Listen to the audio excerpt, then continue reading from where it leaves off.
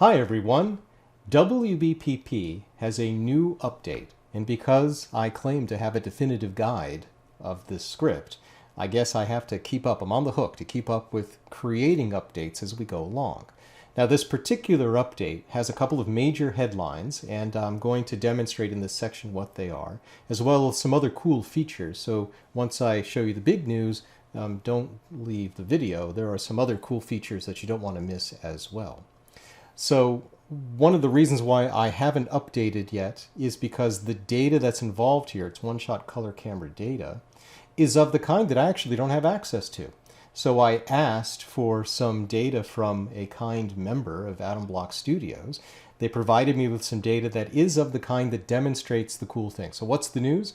The news is that for people that have one-shot color camera sensors, in the past, you will align an image. When you have a color image, you would basically disregard the color information, and you would align one image, the lightness of that image, to all the other images, aligning them, and that would be fine as long as all the colors themselves within that particular image, a single image, they were themselves aligned. But sometimes you can have data where that's not true.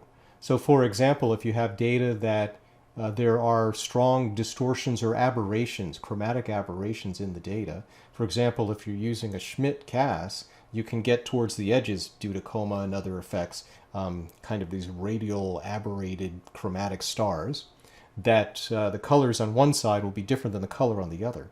You can also see a similar effect with atmospheric dispersion. If you're looking low in the sky, the atmosphere disperses the light in a wavelength dependent way, and you get kind of a smear of light or a little rainbow of light for stars. And if you're doing one-shot color camera imagery, there is no way, at least in the past, there was no way to disentangle that, but now you can.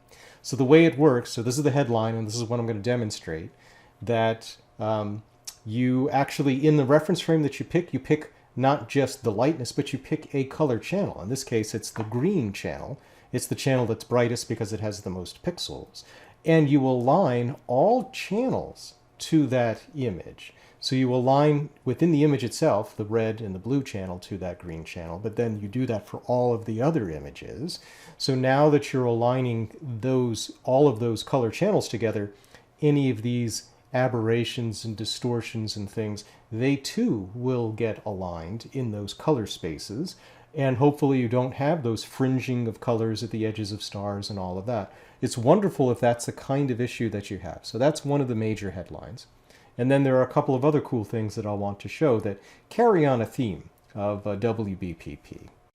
So the first thing I'd like to show you is what the announcement looked like on the Pixinsight official forum. That's where we'll find the announcement and a wonderful description of everything. Roberto, the developer here, always puts together a fantastic and thorough description of all of the changes that have been made, and he has some wonderful screenshots here. The big headline is this part here that says the new separate RGB channel workflow, and that's what I'm going to be demonstrating. There are a couple of other features that are nice. Now there's a method to be able to do cosmetic correction on different binning of images that wasn't possible easily before, as well as some other improvements. So I'm going to be showing a few things, though this is pretty comprehensive here and authoritative, of course. I'm going to show a few things that are in addition to some of the screenshots that are on this page. So that'll be part of this video. Let's go back to Pixinsight. I'm going to exit out of this. No, I don't need to. I just wanted to show you something. I've just entered the script here. Whenever you load WBPP, one of the things that I think sometimes confuses people, if they want to show someone else what the configuration looks like, and they'll make a screenshot, or perhaps they want to see where the settings are. They look at the screen, they say, I don't see any settings at all. Where are the settings for lights and things like that? You have to remember to click on a group in order to see the settings. Or to take a picture, if you're going to save a screenshot to show the configuration of things, you have to click on a particular group so that you can see the settings of that group. So I just wanted to mention that. That's something that sometimes confuses people. With this particular data set, again, it was a courtesy of one of the members of AdamBlockStudios, and he provided master frames, darks, well, he actually had biases. I didn't load them. Darks and flats here, but even there, I don't need the the short dark that was to calibrate the flats, because the flats are already calibrated. It's a master flat. So really all I need here is a master dark, a master flat, and the light frames, and that's what I have. So this was not necessary, but it's loaded. It's okay. And this data loaded exactly how we would expect it to load. It recognized that this is color data, so you can see that we have the color indicated here, CFA images. And we can see the settings here. And it's the settings that I want to talk about a little bit, because one of the things I want to highlight here is that there is a debayer method that you can choose. There's a debayer method here called Superpixel as well as VNG, and they do give you different answers. So I want to talk about that a little bit, about the differences in those two methods. But I also obviously want to highlight this new thing in terms of, it's basically dealing with registration. That's what this is about. And registration is a post-process that is part of WBPP. So the pre-processing is what you actually see here on this screen. That is taking data and calibrating it with biases, darks, and flats. The post-process, if you click on that tab, this is a new tab, you can see over on the right a list of post-processes. And you'll see that basically everything else is considered a post-process. Cosmetic correction is. Most importantly, we have image registration and image integration here as well. Those are post-processing. So I'm going to say by default, by the initial setup, these are not checked. If you wanted to use any of these, of course, you need to set that up in the appropriate tab, like lights.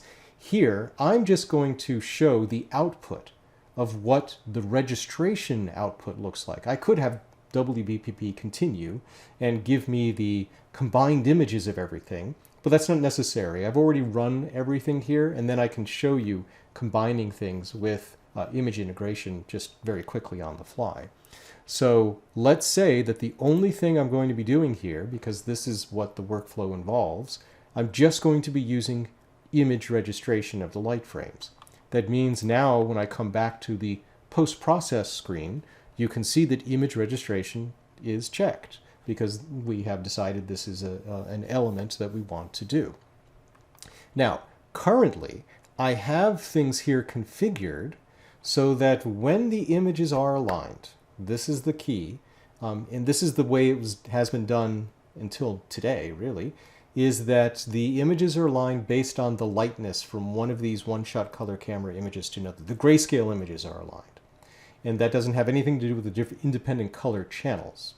So at the end of the day, the output of WBPP would be all the one-shot color camera images, all in this, they would be debayered, they'd be registered and debayered, but all in the same folder together. However, and so we'll look at that result. However, we can now do something different, and this is where it's located. Here in the post-process configuration, we can now select separate RGB channels and watch what happens over on the left. Now you'll see that the output is not going to be a set of 62 images, but it's going to be 62 times 3. We're going to get a set of images for each of the color channels.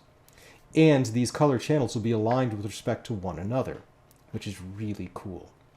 So the reason why that's cool is because there are certain kinds of aberrations that you can get, distortions, that some telescopes might have, for example. This data comes from a Schmidt-Cassegrain telescope, where stars near the edges of the field, because of distortion, get color fringing.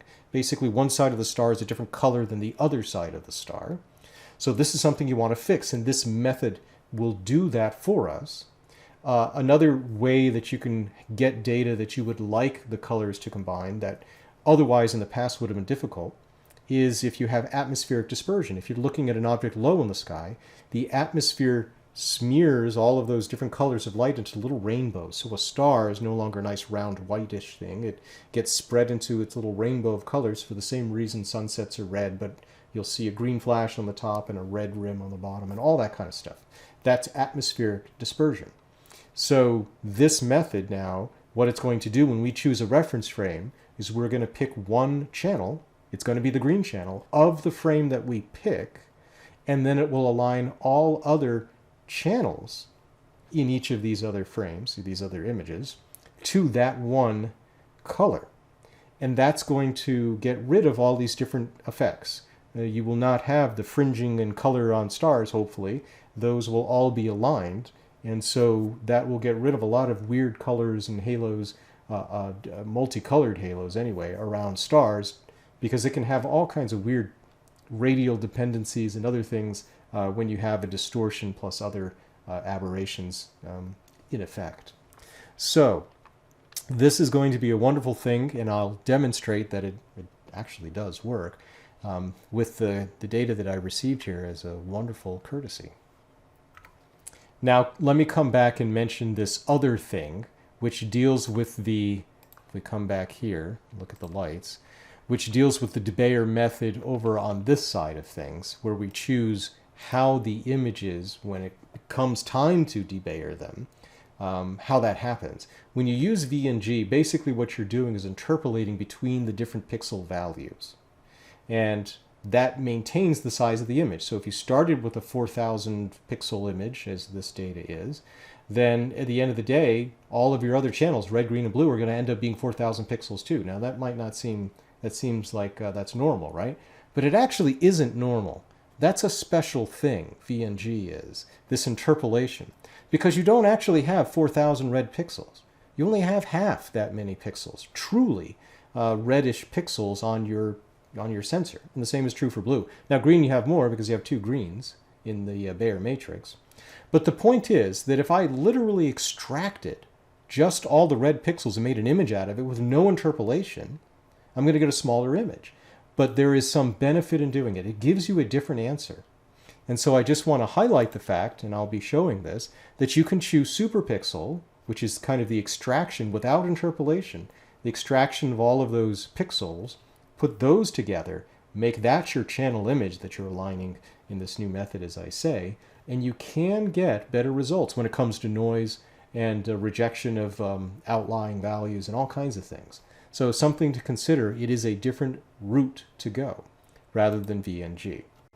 So let's continue to set this up then. When we do lights and we say we're going to do registration by clicking here to do the image registration, we also need to select a reference frame. Now we can have it automatically pick by selecting the mode to be auto, or pick a frame, or we can select one, and that's what I did here. I literally selected the first frame in the list, and I said, let that be the reference. These frames are all fairly similar. And then I have an output directory, of course. Now, I'm not going to actually press the button here because all we're interested in is the output and how it differs depending upon whether we use the older method of aligning and now the newer method of aligning. So I'm now going to actually show you what it looks like to combine those images, actually. Let me show you what this output looks like so you can see the difference. Again, pay particular attention to this screen. When we had the, I'm going to call it the old method now. The old method, we would output just 62 frames, and they're just debayered images, not being separated into the individual colors. That's what I'm going to combine first, because I want to show you what it looks like to have these kind of strange colored stars. It's pretty subtle in this particular data case, but it's exactly the kind of thing that can happen, and it's all, in this case, just due to optics. And then, of course, I'm going to show you what the separated RGB channels looks like, and then you can get both. You can output both types of data if you want all at once, but I basically did it individually so I could see what was going on. So let's see that in action here. If we go to not this directory, but this one, you can see I now have 3 folders, and the folder that I want to show you is the regular method. And within the regular method, you can see the registered images, but it's the debayered images, because they're registered and then debayered here. You can see there's just one folder, and this one folder has all 62. That's what I'm about to combine for you. Whereas if you look in the other folder, either VNG or whatever here, let's go ahead and take this step by step. If we look under registered, we'll see 3. And look at the size of the image. This is one of the channels. Look at the size of the image here.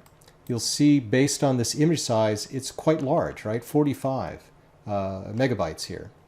Whereas if we go to the other method, which is the Superpixel method, look at the difference in the size if I go to registered here. look at the difference of the size of the images. Here now we have a smaller number, right? These are smaller files because now we're only combining just those red or whatever the color this is. What is this? Blue. All the blue pixels together. So it's a much smaller image size. And that can have some benefits, which I'll show you in just a moment. Okay, so here we go. We're going to open up image integration, which is here. And all I'm going to do is just combine all of these files. And this is the regular method. So I come here to Debayering, and we should see that these, oh, actually it's the registered. They need to be registered, Adam. Here we are. The registered data, there, Debayering registered, yes. Open these up, and we'll keep everything just normal here. So we have additive with scaling, noise evaluation. I'm going to use my favorite thing for the heck of it. And we'll just keep these settings each time. So that's fine. I'll make this 0.1, and we'll make this 1. These things I explained at AdamBlockStudios, so if you're not familiar with what I'm doing there, I have a video on that. All right, so we're combining this image. Okay, so here's the result. We can see the rejection looks very typical. I can see stars and things had parts rejected. That looks fine. So here's what the image looks like initially. Now we can do an unlinked auto stretch here. I think that's what I've done. And if we go probably to the edges of the frame, and we don't need to display it quite as bright, you can see, yeah, maybe this will show up here. Can you see how the left edge is red, and then the right edge, I mean, it looks green here, but once you remove all the green, once you've done color calibration properly, it's more of a blue on the right side and red on the left side. But watch what happens if we go all the way to the other side. You can now see there's red on the right side, and the blue is on the left side. That's opposite. So it has this radial thing going on, and if we look at the tops and the bottoms of the frame, we get, again, different things going on here. Again, here's some blue on the left and maybe a little red on the right. All of that is because of this chromatic aberration of this particular system. And the question becomes, can we get a different result if we employ this new technique? And that's, of course, what we want to demonstrate. So let's go ahead and do this in a number of ways. I'm going to go ahead and run PCC on this data so that we have a color calibrated image. And then we'll do the same thing on the other data so that we know that we're getting the same result. We can compare the same result. So this is what photometric color calibration comes up with, which looks fine. Go ahead and do this and this. And now we have a color calibrated image. And indeed, you can see kind of a, zoom in here, kind of a one fringe of color on one side and another fringe of color on the other. And that changes depending upon where in the frame you're looking. Maybe now I can display the image not quite as bright, so it's easier to see. Yeah, now that makes it maybe a little bit easier to see the color fringing that's going on. So here we'll say old method. And let's combine, let's do the new method, but we'll look at the V&G because the images will be exactly the same size. So what do? Well, what you've got to do is combine the red data, the green data, and the blue data. You've got to make 3 images and then make that color picture with channel combination. So I come back to here, and we have the new method. And if I go into registered, let's see, which one is this? This is the blue? Yeah. Let's do the blue first. Now, this will only be seconds for you. I'm going to keep all the settings the same, so I'm not going to change any of the settings here. Just combine it. And then I'll do the same thing in the other 3 channels. I'll come back with channel combination. All right, just stepping in here to show you that, I have 3 images now. I have a blue, a green, and a red. So now I can just go to process channel combination.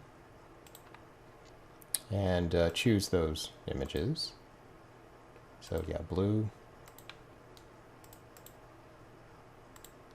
green, and red. Hi, this is Adam Block, actually from the future. I am making now updated versions of WBPP videos, and this is one that I am going to include. In fact, there's really no big change that I was going to make to it. Even today, now we're up to WBPP 2.4.5, but I made this video when it was 2.2, a while ago. Nothing has changed. Everything about what I've said so far is exactly as it is today. No changes. And what I wanted to do in the old version of this video is about to do the grand thing and compare the results of a color image using this method, where we outputted grayscale images and then align them on a per channel basis to remove any of the fringing that we see, because we will be aligning the channels directly. We should be able to compare this result to this one. But when I did that, and I used here color calibration, combination rather, I messed up. I actually reversed, I put the red channel in the blue and the blue channel in the red, and I made a weird color picture. It's always bothered me that I made that mistake, so I'm going to fix that right now. Now I'm going to make a color picture out of these, the new method, and we'll compare it to the old method and see if it fixes or affects the fringing that we see, color fringing that we see on those stars. Now, if I display this in this way with what is basically the, even this is unlinked right now, we still get a funky result, and it was funky before, so we need to do the color correction. In order to do the color correction in exactly the same way, I'm just going to load here the history of this image, and we'll just run photometric color calibration. Everything's set up in exactly the same way, but we're going to run it on this image here. So here we go. Give it a moment, and it will be color corrected in exactly the same way. As you can see, we have wonderfully sloped results. That means that the color correction was significant, and we can see that in the resulting image here with the prior screen stretch. So let's update the screen stretch with an actual linked channel version, and we should get basically proper colors. These look like the proper colors for the galaxy and the background stars. That's perfect. Now what we want to do is go find perhaps the stars that we have here, or at least stars that are near the edge or something along those lines. Let's see, I'm showing that star there. I just wonder which ones that I used when I did this, because I did this video a while ago. It shouldn't matter, but let's say that I use these two stars here. So what I'm going to do then is put this like this, and I should be able just to make these windows match one another. Let's move this over here so I can do that. Here we go. I just can't do it. There's not enough space to do these things.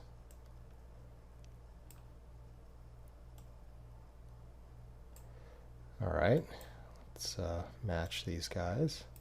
There we go.